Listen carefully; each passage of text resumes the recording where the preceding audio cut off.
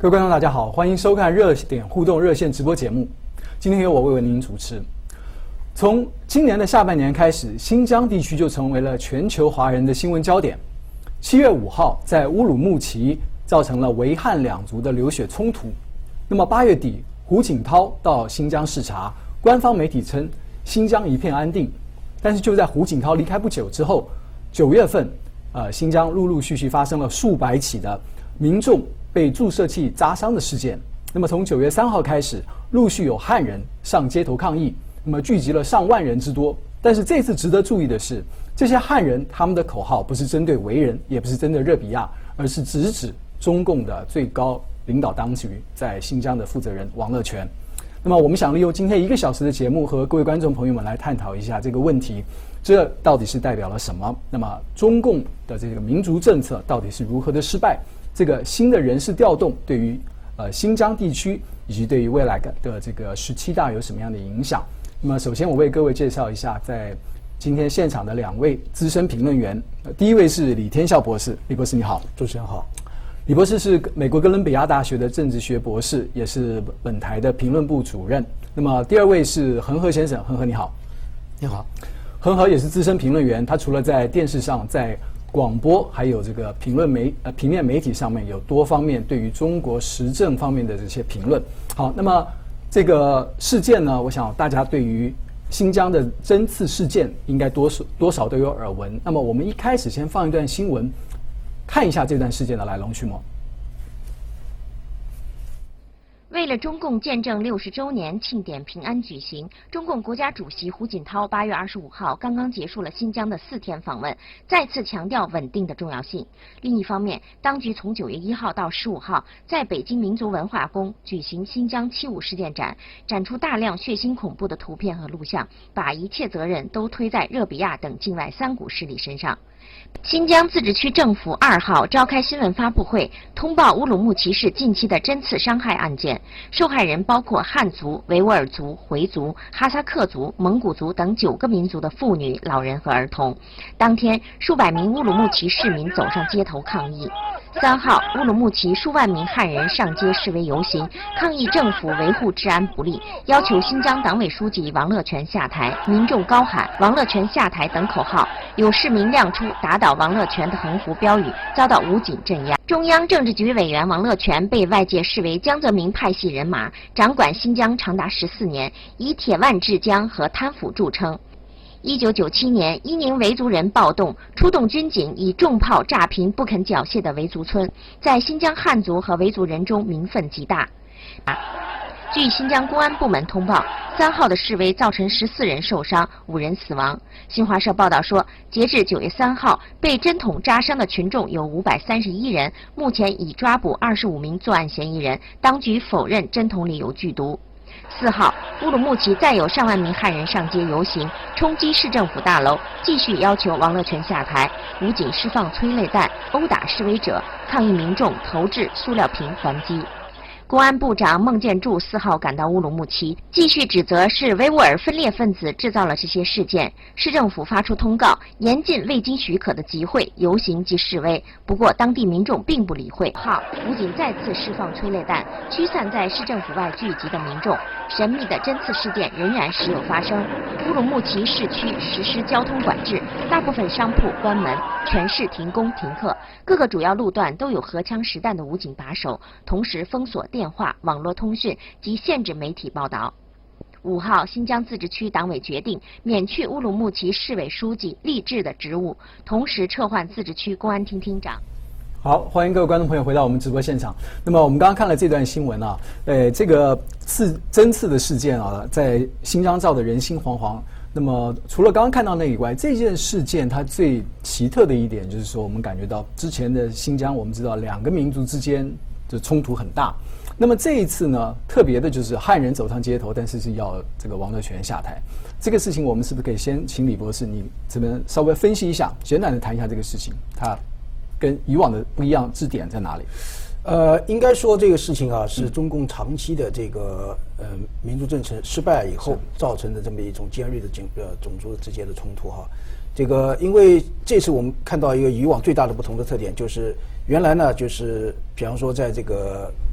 这个7.5事件里边是吧？实际上在这个韶关是吧？是这个汉人呢大量的聚集起来是打这个维族人是吧？当然这个然后呢到了7.5这个时候呢，实际上现在的情况是维族人先上街示威游行是吧？抗议这个中共在韶关这个就是纵容，然后呢。出现了另一股人，这批人跟那个游行的人是不是一股人？现在初步断定应该是不是一伙人哈。然后这些人呢就开始这个烧杀打是吧？甚至杀了一些人是吧？那么这个事件当中呢，看上去呢就是说好像是就这2个事件，就7.5事件、韶关事件哈，就是维族人和汉族人之间的矛盾。那这一次的话呢，是汉族人大量的上街游行，而且这个针对的矛头不是说针对这个种族的这个族群是吧？而是针对中共的在新疆第一把手王乐泉，要他下台。那么这种呢，是中共到现在为止遇到的一个非常大的一个挑战，也就是说，突破了和超越了种族这个层次，向这个中共的这个领导不力，以及就是说长期的种族政策所造成的这种恶果挑战。挑明这一点，我觉得这个呢是非常的这个清晰的一个思路啊，这个是中共在新疆以来，就是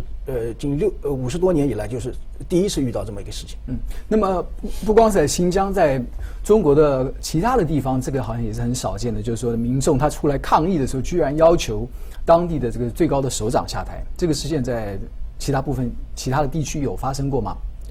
一般不会指到省一级的首长，因为作为这个民众来说，他很少和省长、省委书记这一级发生直接冲突，要这么多人跟省一级发生这么大的冲突呢？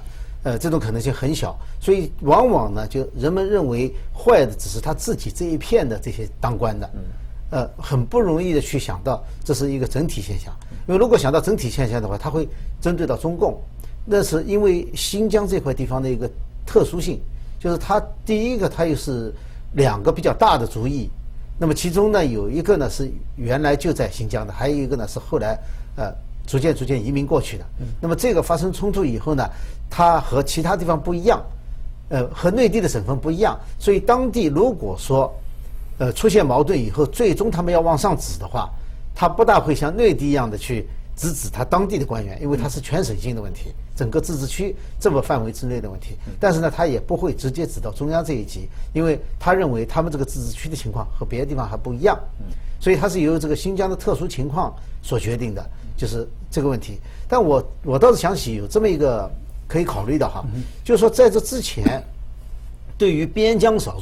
数民族的问题，中共历来有一个方式，就是把它说成是分裂主义分子。然后呢，把它推到一个在境外的所谓领导人，就是用这种方式。但是显然这次就大家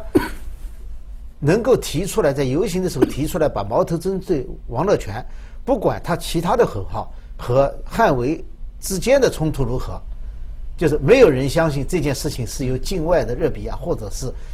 什么人阴谋黑手或者3种势力引起来的。就大家都知道。这个就是中共这个谎言，就是把它推给境外，然后呢，想把它变成一个分裂的问题，或者是把它变成一个境外势力的干扰的问题，这个没有人再相信了。也就是说，这一次的话，应该说中共在处理这个7.5事件这个上面啊，而且后续的这个宣传等等，就是完全失败的。胡锦涛到了这个新疆之后，视察回去是吧？前脚刚走后脚，就发生这么大的万人的抗议是吧？这个完全说明就是他把推到日比亚身上，老百是完全这个不起作用的，就是老百姓没有说要打倒日比亚，也没有说找日比亚算账，而是找你中共在新疆的这个第一把手算账是吧？这一个还有一个特点上就是说什么呢？就是说这次特别迅速的，马上换了2个人，就是说把乌鲁木齐第一书记是吧？这个还有就是那个公安厅长2个人都换下去。那么这主要是考虑到这个现在中共马上进行17届四中全会和那个所谓这个见证这个60大庆。那么在这种情况下，这个考虑到这个对他脸上是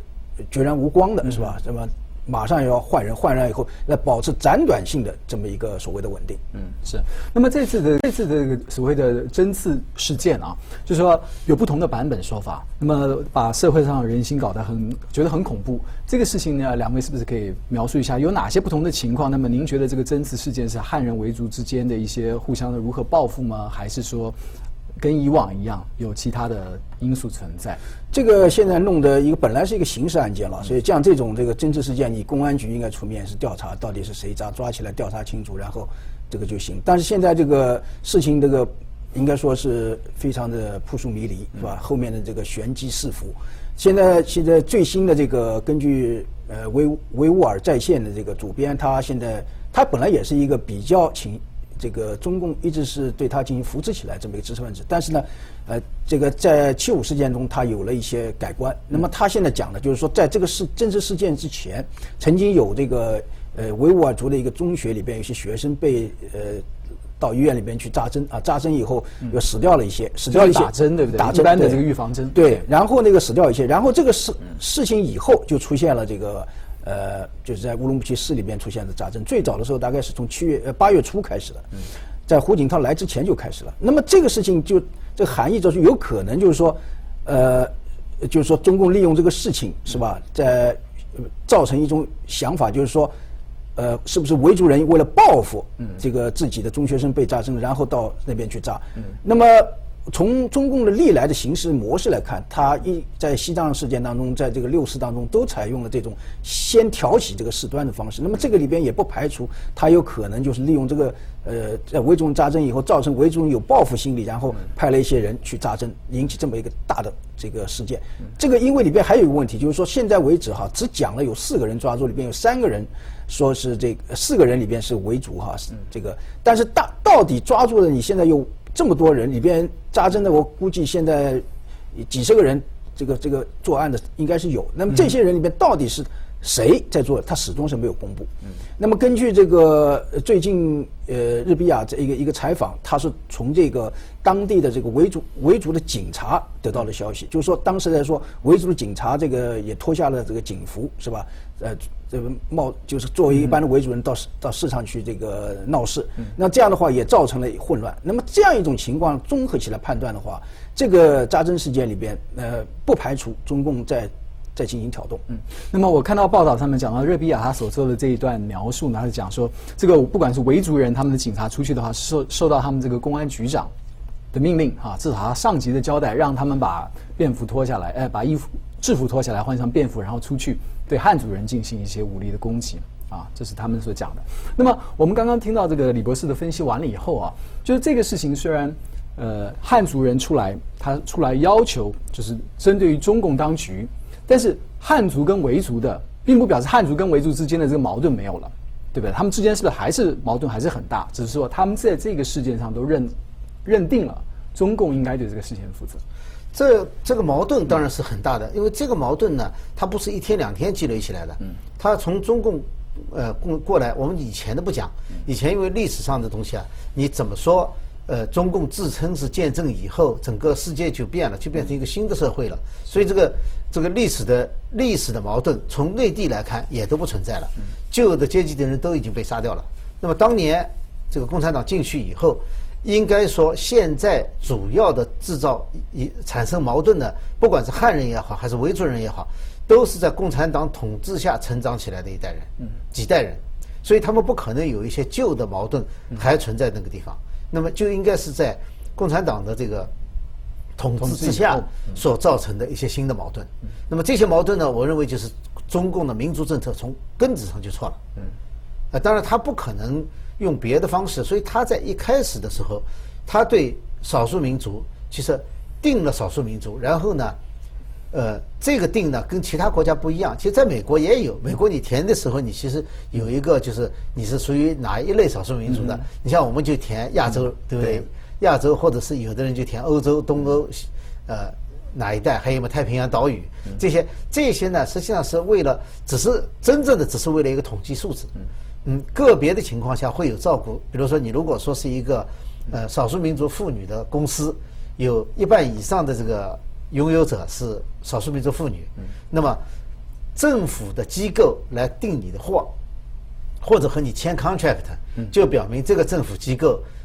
这个遵照政府的规定做了，因为政府规定只要有政府的钱，你拿了政府的钱，那么你在做 business 的时候，就是做商业的时候，你就必须给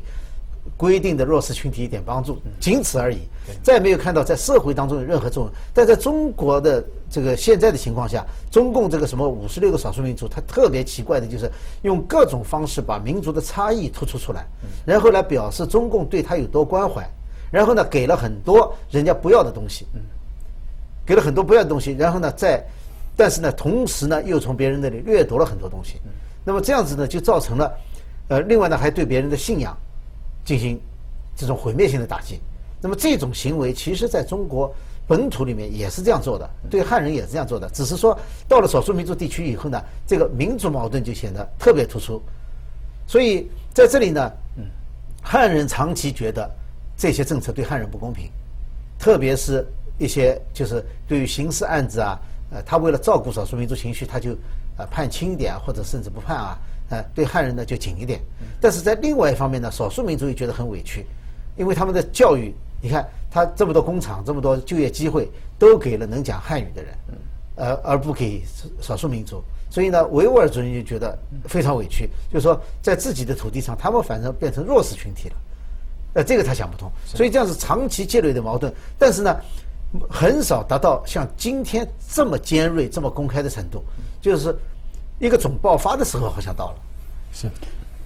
这个里边有一个很根本的问题，就是中共他在处理这个少数民族的这个问题上，他从来就不把少数民族作为一个平等的这么一个民族来看待的，他是用我要统治你，我要控制你，他不把你作为一个对等，所以说他跟那个美国啊，比方说那个现在处理这个各个族裔，白人、黑人，还有这个西班牙裔或者华人之间，这个关系是不一样的。你黑人可以当总统是吧？选参议员都行，但是这个我想这些少数民族，这个是在这个中国来说是不行的。那么在这种指导思想之下，他采取了什么？采取一个大量移民。新疆本来的话，那个汉人很少是吧？那个到现在的话，汉人大概占到了40%左右是吧？维族人占了46%，其他还有哈萨克族、蒙古族啊等等。那么在这个当中，就是因为大量的移民造成了，特别在乌鲁木齐市这个地方这个汉族人占了多数，在其他像石河子这个地方全是汉人。那这样的情况下，争夺资源，这个使得少数民族，就是特别是这个维族人，他觉得生存空间受到挤压，现在纷纷出来就是到其他地方，这个比方说干活啊、打工啊等等，造成这些情况。还有一个就是什么呢？就是说，这个汉人进去以后，他那个实际上控制了这个所有的这些重要的资源，像这个石油啊，是吧？这个棉花啊，是吧？这个石油的话，现在有3个大油田，2个是在这个汉族人地区，只有1个是在维族人地区。这个40%以上的产棉地是吧？是在汉人控制之下，还有生产戒指兵团有200万人在那儿。那个这个还有比方说重要的机场啊，各种重要的企业啊等等，金融等等都是在汉人这儿。那这样造成维族人就是说，又没有这个生存的空间，打工的机会又没有，而且这个在这个发展生产的过程当中又没有取得好处。中共他一直是在宣传就是什么呢？就是说像维族是吧？像这个新疆进行了多少大的这个经济援助？比方说在就是90年到2000年当中，据说有2000多亿人民币。那在后来的2000年到05年那个时候，又有4000多亿。那么这些钱实际上70%-80%都用在汉人的项目上了。所以在这种原来胡耀邦视察这个新疆的时候，他也讲过这个话。所以说这个而且做了一些指示的，但那个后来是又反过来了，现在是吧？那当然这些整的这些东西就造成了就是这个维族人对汉人的不满，但是汉人也不满。汉人不满的地方在什么地方呢？就是说你现在在比方说计划生育啊，在这个刚才讲的找工作啊，还有这个比方升学是吧？考大学等等，参军是吧？等等这些方面都是由维族人优先。那这些小恩小惠又不被维族人所看重，所以说双方对政府都不满，而且汉人对这个王乐泉这种腐败是吧？山东帮过去以后，控制了所有这些重要资源是吧？山东帮大发其财，而且他本人的话又搞成一个这个草头王是吧？搞这种拉帮结伙，所以说汉人也不满，所以说造成了什么？维汉两族人都对这个中共的领导不满，造成了中共的这个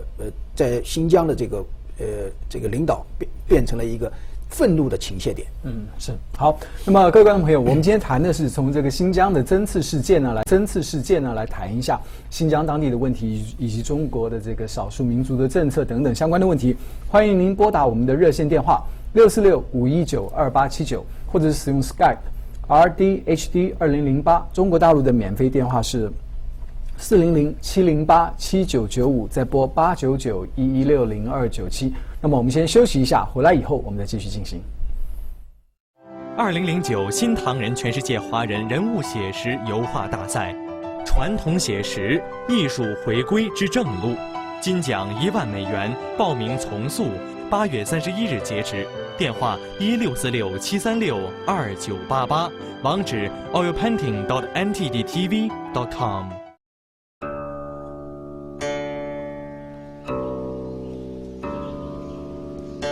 第2届新唐人电视台全世界华人武术大赛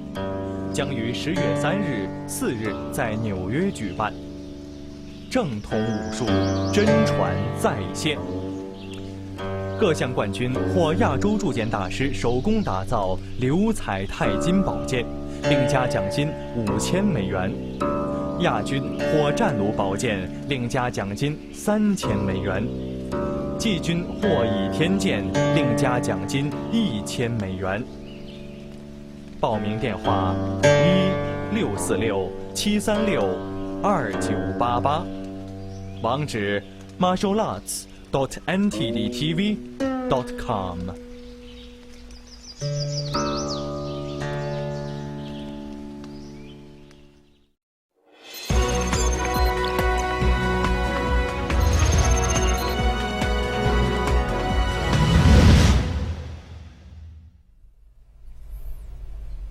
好，欢迎各位观众朋友回到我们直播现场。我们今天谈的是新疆的这个问题，那么欢迎您拨打热线电话646-519-2879和我们一起进行讨论。刚刚我们谈到这个王乐泉在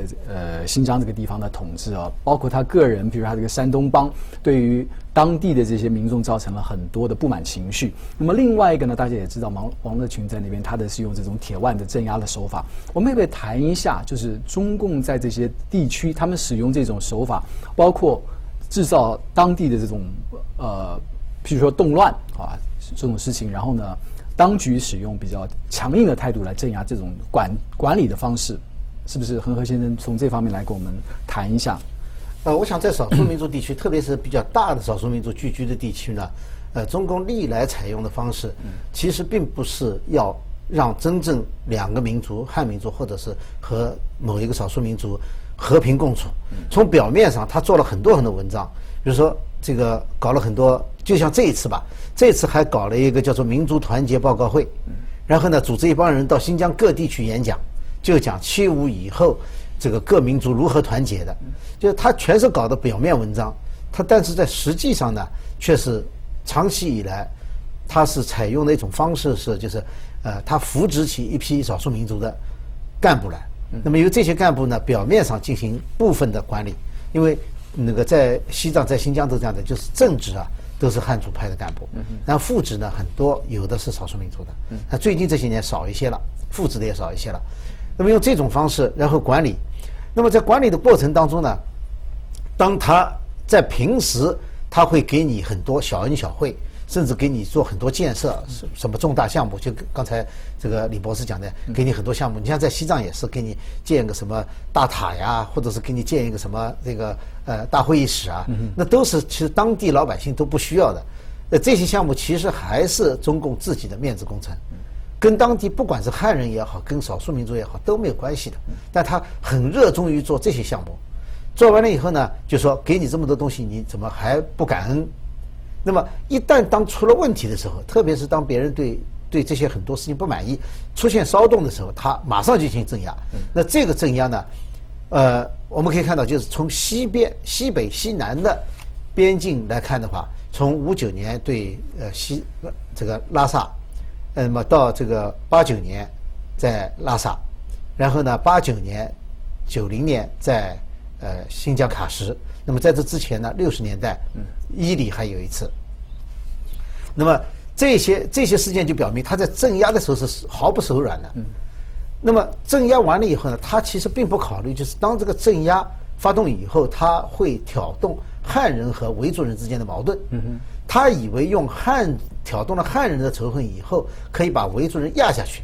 这个实际上是处理少数民族问题当中最大的一个大忌，就是说压是压不下去的。所以呢，这个矛盾越深，其实对汉人对维族人现在已经看来了，都是很大的伤害。所以这次汉人去游行，是因为他们不愿意在这样的环境当中，充满仇恨和随时有危险的情况下去生活了，所以他才会出来。因为这是一个治安的问题，所以才会把矛头对准政府，因为政府是应该负责治安的。但是却不想到，这种仇恨是中共为了他的统治而有意制造出来的。就像从75事件开始，为什么我们最低限度说，就是中共就是在新疆的当局是坐视不管，让事端发展到暴力。当然有可能，当然有他参与挑动的因素，但是就是最低限度是他是希望看到闹事，然后可以用武力来镇压。是好。那么我们先接听一位从美国打来电话，有一位女士的电话。您好。你好，我现在看不到你那个电视，我不知道我那个计算机它通不了。我就是想，我是一位维吾尔人，在美国啊。我现在就是我经常最近开始看那个电脑的一些新闻，大部分的媒体好像都是在报道汉人怎么样在受维族人的欺负啊怎么的，所以他们汉人不满要上街。他们现在你这样看的话，好像就是说所有的媒体都在说是那个维族人那个在报道汉族人怎么样。对，您身为一个维族人，你有什么样的心声要借着我们节目讲出来？我觉得本来我是一个挺讨厌政治的人，但是最近这些事情就挺让我生气的啊。首先，这政府做的非常的差劲，我就觉得他们特别那个手段非常的阴险，非常的恶毒。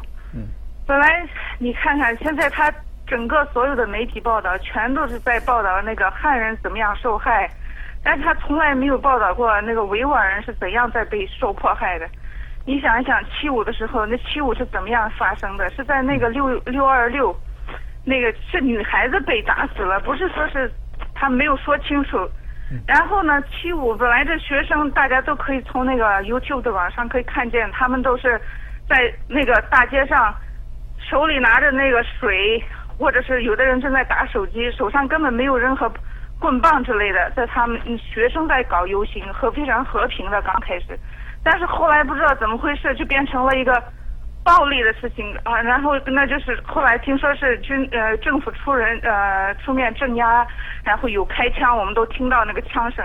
但是现在你再看看这个汉族人拿着棍棒上街的时候，政府出来管了没有？没有人管。上次75他们抓了将近2000多个人，我猜肯定大部分都是维吾尔人。但是这次呢，汉族人上街拿着大棒大开杀戒啊！政府好像是在默认他们的这种行为。好，谢谢您。这位女士，因为时间的关系，很抱歉我们要切断啊，您可以之后再打过来。那么我们另外有一位江苏的赵先生在线上，赵先生您请讲。好，新疆这个事情展出中共这叛徒还是采取的种种阴谋诡从宣传报他的这个阴谋诡计，那不其那个维护这个事情。这个赵先生，您的如果在使用电脑的话，赵先生对不起啊，您的声音不太清楚。如果您使用电脑的话，请您把电脑的音量关小，它就不会有回音。是不是可以请您调整一下？我关了，这就可以了吧？这样可以，请说。这个韶关事件中的都是诬陷的强奸的汉族妇女，这个事情没有，但是这个维族青年或者呢警察都见死不救，那这样呢，对任何一个民族、任何人他都会抗议，这是这样一个事。而且这个事情的爆发，他采取镇压，他就也把这个责任这个热比亚身上去，然后惊动的，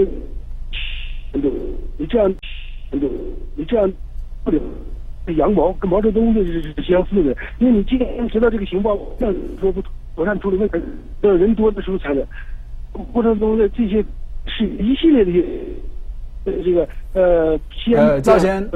生，对不起，我必须打断您，您的这个声音的讯号相当的不清楚，如果您可以把声音再调整一下的话，把音量调低一点，然后过一会儿再打回来，我们先进行我们的节目。那么两位是不是对刚刚的这位维族的女士她有一些回应？对，我觉得这个维族女士讲到一点就是讲到这个维族人实际上也是不断的这个受到中共的这个打压，确实是这样。在这个过去的几十年当中，中共一直采取这个铁血政策对待这个维族人。比方说，在这个60年代这个伊犁事件当中，当时这个向这个伊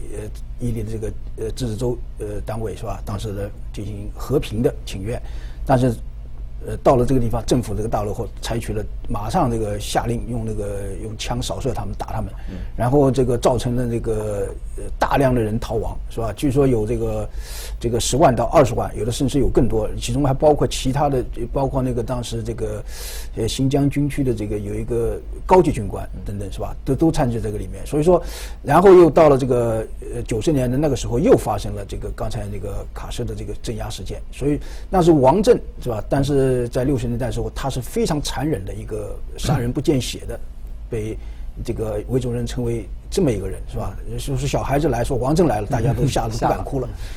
他包围一个村庄，说你们如果说维族人不交出你们这个所谓的这个煽动分子或者怎么样的话，马上全村都扫平。就这样的情况下，所以那个维族人对他来说是恨之入骨，也是这个表现出中共对少数民族的一个典型的这种手法，就是用这个镇压，是吧？一乱就打就杀，用这种方式呢，就是所谓保持稳定。在新疆也是，当时胡锦涛实际上为什么能够受到邓小平的赏识？因为他在新疆的时候，在这个西藏的时候，那个带着钢盔是吧？出现在这个街头是吧？指挥了这个镇压。所以说，不管怎么说，就是中共他对少数民族政策本身是吧？这个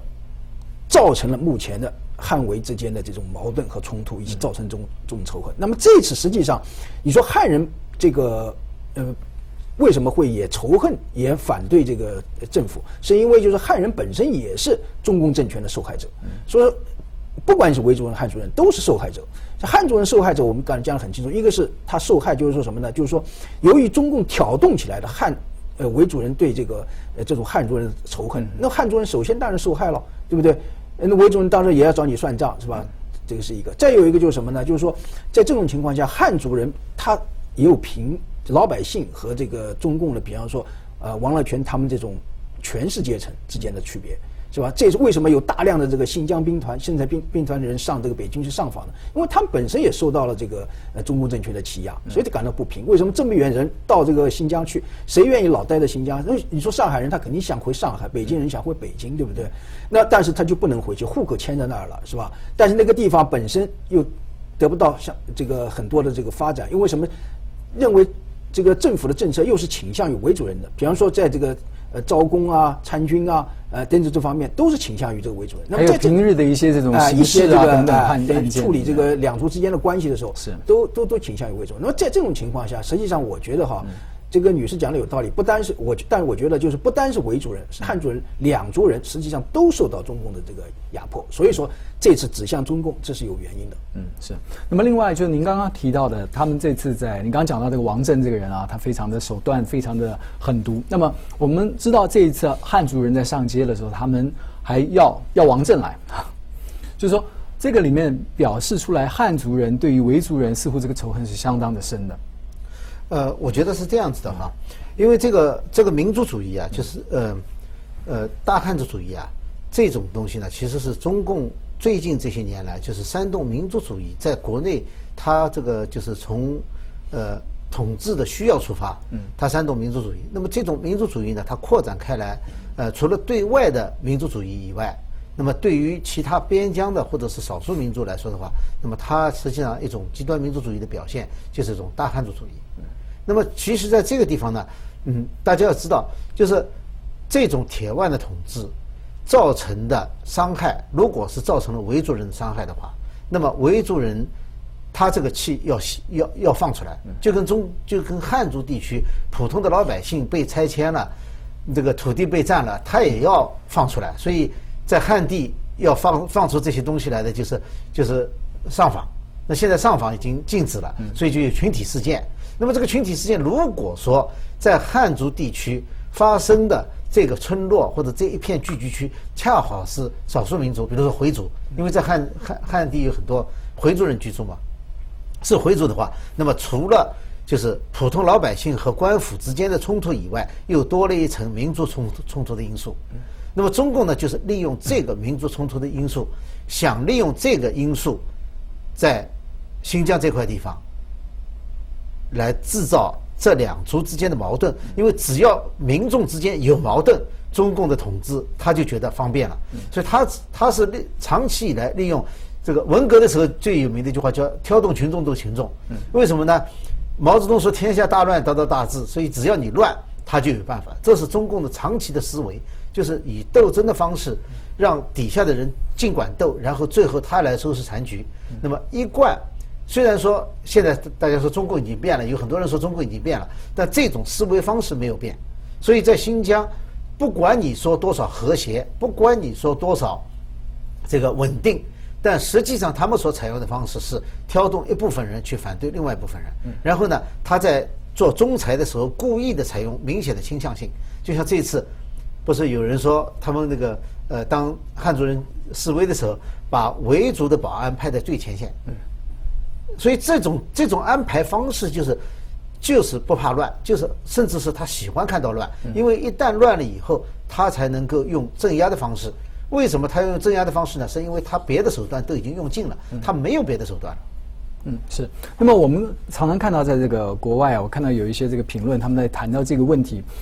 中国的少数民族大概只有8%左右，啊，那是美国有45%左右的这些少数民族加总起来有这么多的比例，所以他们认为呢，一部分的评论认为，中共对于这个少数民族的政策是他们没有这个能力，他们不知道怎么样处理少数民族，所以他们希望跟中共当局建议怎么样把这个少数民族，比如说你不需要划分自治区啊，怎么样引用去学习外国的方法，可以把这个事情改变过来。那么依照恒河先生刚刚的分析，就是说他不是不知道，而是他本来就是预期这么样的去安排啊，怎么样做的。李博士，您对这个有什么看法？确实是这样。中共这个对少数民族地区，特别像新疆这个地区啊，它还采取了一种就是非常特别的这种方式，它就是把这个几个这个少数民族的自治州，就是在新疆地区，它掺杂着各种这个人在这个里面。比如说，在蒙古的这个自治州里边，它不但有蒙古人，它也有有汉人，也有这个维族人，是吧？在这个哈萨克族这个自治州里边，它有哈萨克族人，也有汉人，也有什么？但这样呢，实际上它的思路就是什么呢？就是用这种分化的和杂居的这种方式，这样的话，你们各族之间都有矛盾，你有矛盾以后呢，我就能够控制你，是吧？分而治之。在这种情况下呢，这个是一个，再有个就是什么呢？这个然后不断的这个再向这些地方大量的移民，使得这汉族人逐渐的在这个各个州里边的这个比例呢，逐渐的增大。增大了以后，就是说，那这样一个情况下，同时又搞一个生产建设兵团。实际上，生产建设兵团它有2个作用，一个就是所谓的屯垦戍边，是吧？就是搞生产、搞建设，他们能够自立，自立，是吧？生产这个东西自己来做。还有一个，实际上起到一个军事作用。这对外的话，当然它有所谓好多防止这个苏联啦或者其他地方原来。那对内实际上就是镇压，对这个，比方说少数民族出现问题的时候，这些人马上就发枪。比如说在那个当时在60年代那个伊犁事件里边，那个当时生产建设兵团那个马上就发枪，发枪以后叫他们去镇压。所以说这个同时呢，他们又占住了很好的这个土地啊，整个资源又占住了，所以在这种情况下，我觉得哈，中共这个所谓的这个少数民族政策，它表面上讲起来是这个给少数民族优惠，实际上真正做了什么呢？是用分而治之，强力的这种镇压，加上大量的移民，是吧？这种方式来进行统治。那这种统治的结果，它必然不但不会造成这个各个民族之间的和平相处和这个和睦，是吧？而造成了各种各样的这个纷争，最后的话适得其反。中共的这个民族政策，最后各个民族现在都把矛头对准了这个中共，实际上对他来说真是一个这个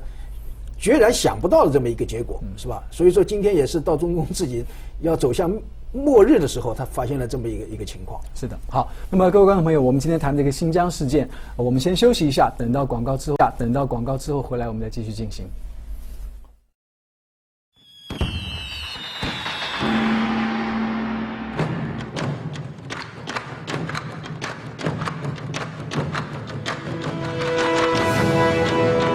纯善纯美的艺术盛宴，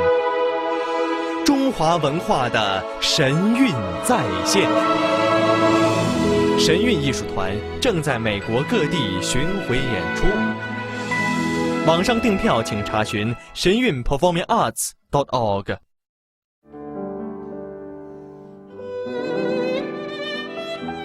好手云集，精彩纷呈，您不可错过的音乐盛会。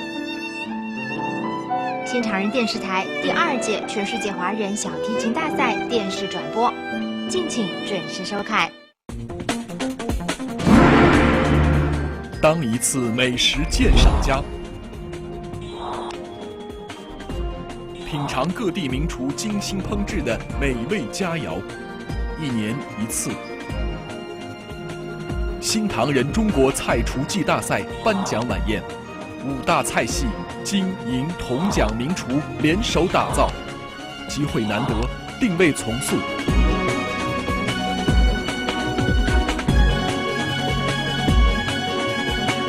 电话646-736-2969或上网查询 bestchinesechefs.com。2009年第2届新唐人全世界华人钢琴大赛，奖金1万元，是才华横溢的您绝对不容错过的机会。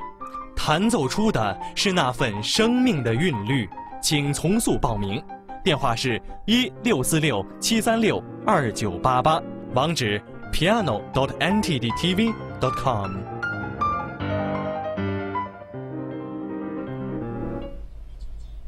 好，各位观众朋友，欢迎回到我们直播现场。那么刚刚掉线的那个江苏的赵先生现在在线上，赵先生您请讲。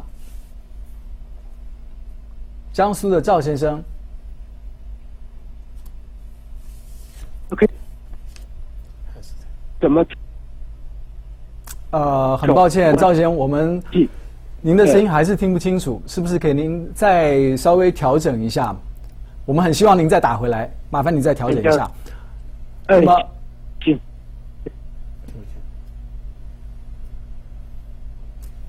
很抱歉，没有办法。那么，另外还有一位明尼苏达的刘先生在线上。刘先生您好。元庆，李天笑，恒河好，我是唤醒国人的作者刘卫，听得见吗？听得见，请讲。好，共产党在全国各地，包括新疆，打压各族民众，使民众义愤填膺。现在，民众对于消灭中共人员的杨家，对于摧毁中共央视大楼的大火，都是拍手叫好。有人说起义人员可能不够，但是就是只有一个人也可以办大事，那就是用一升酒精或者汽油就可以点燃中共的政权楼。它的外墙，它可能是用了剧本板等易燃材料。中共在一个县就只有县委、公安局2个政权楼，把他们摧毁了，就把中共在一个县的政权拿下来了。民众，好，谢谢刘先。很抱歉啊，刘先生，我这个每次我都必须打断你，因为我们在这里并不鼓吹这种暴力的手法。那么我们过来再谈一下啊，就是在这个新疆的这个事件当中，我们知道他对于这种报道，对于媒体的封锁，他是相当厉害的。那么在这个过程里面呢，还有一些香港的记者他们在这个之间也发生了一些这种不愉快事件，甚至于包括有这个新疆，他们的这些像摄影家呀、音乐家呀等等的一些。在里面也发生了一些这种很不幸的事件。那么这个部分，恒河先生是不是可以给我们介绍一下？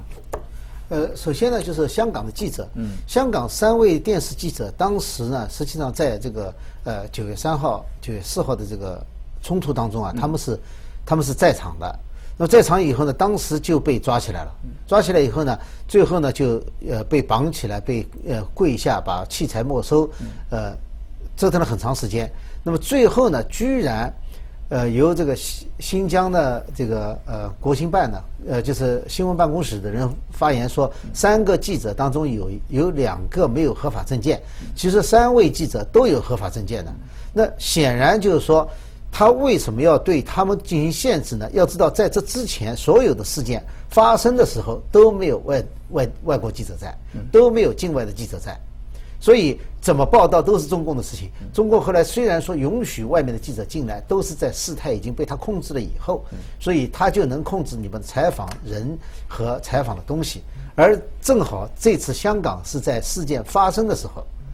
为什么非要叫他们离开？就是说，在这个事件的组织的过程当中，事件发生的过程当中，肯定有一些猫腻，可能他们不想让香港的记者看见，就是说在场的境外的记者是很容易的看出里面的问题的，包括这个双方冲突的时候，你像开始我们讲到，把维族的保安放在最前面挡，然后呢激起汉人的愤怒来打他们，然后打了以后呢，后面的这些武警呢还不让他们走，另外呢还有呢就是武警把维族人抓起来打，那么这些如果被境外的记者拍摄下来送到外面来的话，对中共对这个事情。当国际社会了解这个事情的来龙去脉，就会有很好的帮助。但是对中共的这个，或者是当地某些人的这个位置，或者他们的这个想做的事情，可能就是个很大的障碍。所以他们一定要把他们阻止住，而且要惩罚，不能让境外的记者在事件发生的时候在现场。这也就是刚刚那位维族的女士她所抱怨的一些很多事情的真相，一般的老百姓没有办法知道。那么同时呢，中共也是利用这个来操控他自己，要让新闻怎么样去发展，要让别人怎么样知道。实际上这次还有一个很大的特点，就包括那记者啊，记者实际上这些记者是应该是得到中共事先允许能够到现场去拍摄的，但是呢发现了一些问题以后，对他也毫不留情。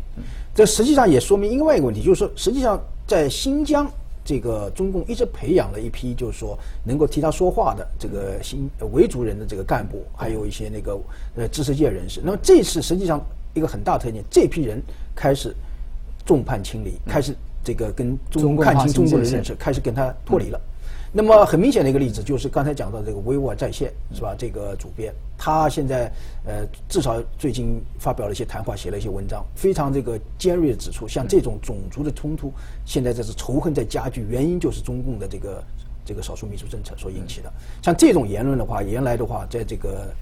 就特别是在中共就是比较培养起来这些干部当中，应该说他们想说不敢说的。另外，比方说对这个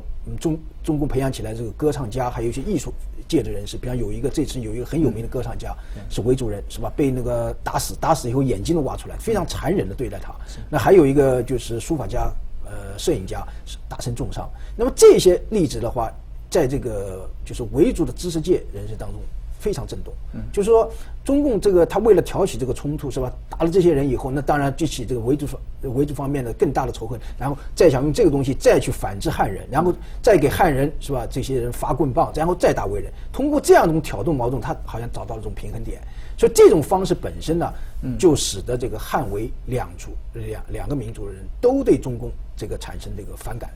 这个因此这次我们今天的题目就是为什么直逼中共，原因就在于中共现在这种挑动的手法，实际上反制他自己了。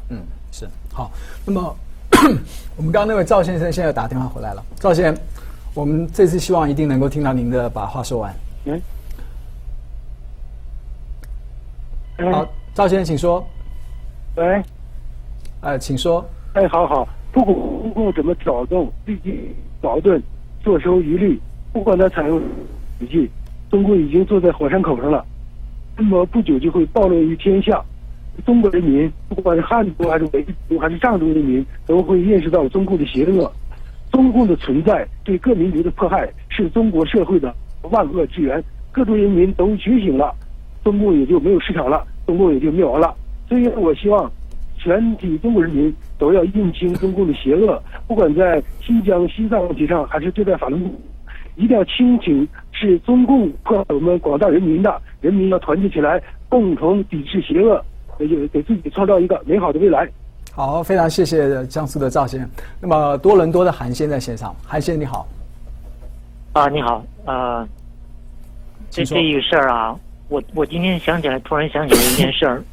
就是说这个中国人啊，我是主要说汉人其实以前说是爱好和平的，今天我数了数，好像汉人周围的人好像都跟汉人打过架。最近几年，印度打过，那个新疆、西藏就不说了，苏联打过，朝鲜嘛我也就不说了，对吧？台湾也打过，越南打过，缅甸打过。你说这个汉人到底是怎么回事儿？我不想把责任推到什么政权的身上。我觉得中国人没有一种救赎的精神，对自己犯的错呀，从来不认真思考，一味的想着大国，欺负这个欺负那个。我想将来后悔要受难的肯定是这个汉人，也就是中国的汉人。好，谢谢韩先生。针对韩先生所提的这一点两位是不是可以分析一下，这个是汉人，还是中国人，还是共产党领导之下的有些人？我像韩先生他强调这个不是针对政权，实际上，其实你仔细想一想看，汉人在中国几千年的这个历史当中，跟这个其他的少数民族是吧？他不是说汉人跟少数民族之间的矛盾，实际上是汉人的这个政权跟这个少数民族这个政权发生的冲突。今天说发生这些冲突的，实际上不是直接是汉人，是中共的领导集团，中共的这个。比方说对这个越南是吧？你绝不会说是中国的这个民众主动跑到越南去打仗，那一定是中共邓小平这个叫这个军人是吧？这个去打到越南去。朝鲜战争那当然是毛泽东下令的是吧？印度的话也是毛泽东下令是吧？这个当时跟柬埔寨的关系是吧？包括对西藏的镇压，在这个西藏的镇压，都是中共这个作为一个政权来这个执行的一种政策。那么对周边政策，中国的这个对周边国家这个外交政策，当然是中共这个内政的一种延续，这是非常明显。因为中共的这个专制统治，它必然要表现在对它的这个周边国家的这个关系当中，也同样会表现在对少数民族这个关系当中。所以我觉得这个关键点还在中共政权上。何先生呢？我觉得就是在中国的历史上汉人他有一个就是移民的倾向，就逐渐的向其他地区移民，但是呢没有说特别好战的，因为以前的这个天朝这个王朝基本上是靠一个文化的吸引力，对周边的国家和对周边的不同的民族是一个文化上的吸引力。因为它的农业最发达，它的文化方面也最发达，所以导致了这个变成一个比较大的大中华文化圈。那么这个呢，我觉得很少在中国历史上是在这么短一个时间之内有如此多的用兵的。我觉得还是归根结底可能还是一个政权的问题，因为这个政权的问题，它不仅仅是在对外关系上，也不仅仅是在对少数民族关系上，实际上是它的整个一个统治的思维。我觉得还是跟中共的这个一个斗争哲学，就是从他的意识形态从马列主义这边移植过来的一个斗争哲学有关系，而不是说真的斗。因为真的中国民族以前当然有和对外征战的，但是对外征战的时间毕竟是少数，绝大部分时间是靠文化吸引力的。但是现在中共他自己也没有文化吸引力了，所以呢，他就要用这种不停的在不同地方闹事的方式来保持国内民众对他的一种依赖心理。我觉得这是他的一个。我觉得恒可先生这个分析是对，就是说在很多的情况下，这实际上是万国来朝，是吧？各国被中华文化所吸引，那么在少数的时候也会发生一些这个征战的情况。那么这个情况实际上，在这个新疆和西藏，他说应该说在近代史当中基本上都是和睦状态，是吧？只是到了共产党49年以后，发生了这些那个血腥的镇压，以及这个这么严重的少数民族之间的冲突。在接下来我们再谈一下，在这次就是人员的调动方面那么这次在民众游行之后呢，新疆他们就撤换了2位市级的这2位干部。那么这对于新疆有什么影响？对于未来比如这个王乐泉是不是有可能下台？那么对于将要开的这个4中全会有什么样的影响？这两个人实际上下去就是丢猪保车了。那个明显的说，他不能够解决新疆的根本问题，因为新疆根本问题我们刚才讲了是一个民族之间的冲突，是中共挑起来的。所以说这个问题不解决的话，你把他这两个人拿掉，是吧？那换上两个人，可能还会出现同样的问题。那么这两个人的是王乐泉的这个亲信，那么实际上王乐泉也是位置难保，但是因为现在的情况是在于什么地方？一个就是王乐泉。这个现在中共要开会，要搞所谓的60周年庆祝。那这个情况下拿掉王乐泉的话，造成这个局势不稳，实际上对他脸上更无光，所以说暂时放在那儿。但是我觉得在这个17届四中全会呢，会追究王乐泉对这个问题的这个责任。那个，但是更重要的是这个针刺啊，不单单刺向王乐泉，王乐泉下台，我觉得。退职啊，这个下去应该是迟早的事情，但是更重要的实际上是对中共这个进行挑战，就是说民众觉醒了，是吧？就刚才那个就是这个一位从江苏打来的这个赵先生是吧？讲到就是认清了中共的邪恶，认清了中共邪恶以后。这个，那就是说，这个账都算到中共头上。那这次的话，你不管谁挑起的政治事件，你中共没有搞好，是吧？你中共这个没有搞好治安，你把这个精力都放到镇压上面去了，老百姓的这个治安你不管，那当然是你找你中共算账。第一把手下台，实际上还是要第一把手对你中共委任的，对吧？根本原因，我想迟早这个矛头还是要指向中共当局的。是，我觉得他这个矛盾一直在。就是说，因为是中共的这个民族政策所造成的，然后到现在呢，又是用武力来镇压这个思路，所造成的。所以用武力镇压的思路的话呢，那么矛盾就会越来越多，矛盾越来越多就会爆发，又是在新疆比较边缘的地区，所以爆发的可能性呢就更大。那么现在撤掉了两个，即使把王乐泉撤掉，他这个思路没有变。你看哈，顶替这个数字去当乌鲁木齐市委书记的。是自治区的政法委书记，又是个政法系统的人，那么从中央派到新疆去处理问题的，连续3次是谁？孟建柱公安部长，公安部长干什么的？又是镇压的。所以你看，现在就是在新疆的整个，一般出了事以后，就是在以前，我想清朝的话，他除了镇压的话，他还要派一个大臣专门是熟悉少数民族关系的，然后呢能够去跟人家谈判的。去安抚别人的，现在没有这样的人，只有孟建柱，已经跑了3次了。7月6号一次，7月12号一次，7月8号一次，7月21号、20号一次，9月4号又去了。所以从这个整个的人事变动和中央派去处理的方式来看的话，他没有离开这个思路，还是镇压。我觉得这里边可能还有一点就是什么，实际上是胡萝卜加大胖，他也有胡萝卜。比方这次派了7000多个人，走门串户去做这个动员工作，说服哈。这个以前有发生过这样的事情，就是说，但是这种东西它是非常表面的，它不是说真正的要去解决这个汉维之间的矛盾。那么还有一个思路，所谓的胡萝卜就是给他是吧？在经济上加大力度是吧？给他所谓援助啊等等这些东西。所以我觉得中共的政策，这个少数民族真的是非常蠢的，就是说他不是说从根本上去这个怎么去把这个根子找出来，而是呢压，然后呢给一点甜头，然后做点表面的宣传工作。所以这种方式本身，我觉得就是中共的本质所决定的，就是说它本身就是用暴力和谎言进行统治。那么在少数民族政策必然要体现出来。所以说中共这个体制不变，中共不解体，这个少数民族这个民族的这个问题，它不会得到根本解决。那么这一次在发生这个事件之后，海外有些学人他们就是发起来的，就是联名希望能够让王乐之下台。那么其中也有军人啊，这个大陆上的军人他们也开始加入。